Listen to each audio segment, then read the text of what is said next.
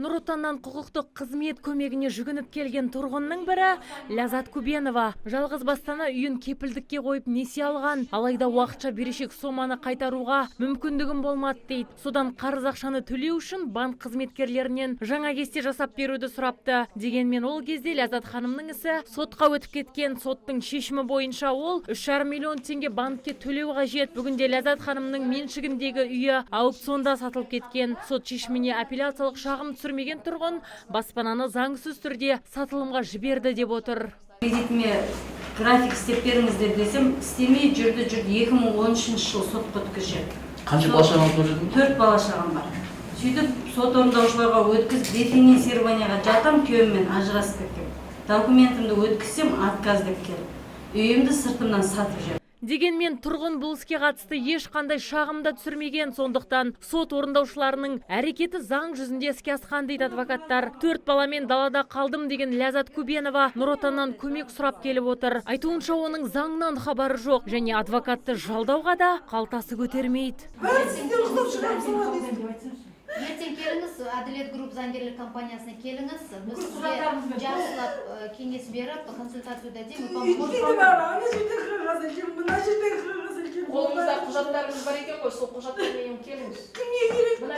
Өтіп кеткен, ол адвокатқа бардым. 100 мың бересің деді. 100 мыңым жоқ бермеймін.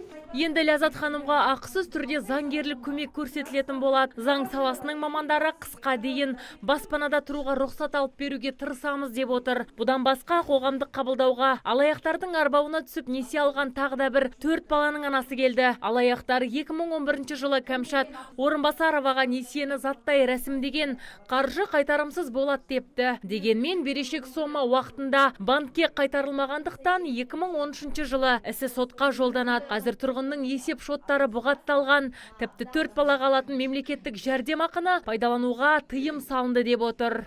Алматыға барып, жаңағыдай 550 мыңға ма, сондай телевизор шығарды мен атымнан да. Сөйтіп мен Заводтан да қалдым.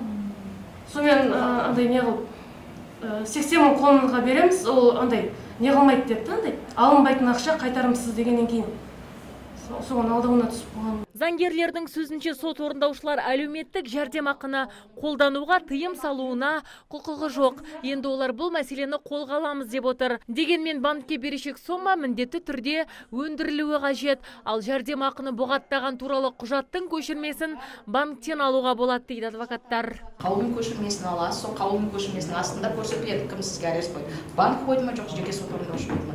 Жеке сот орындаушы қойса, сол қойған қаулын алып, қаулының бұзу жөнінен жеке сот орындаушыға арыз жасасын бірінші.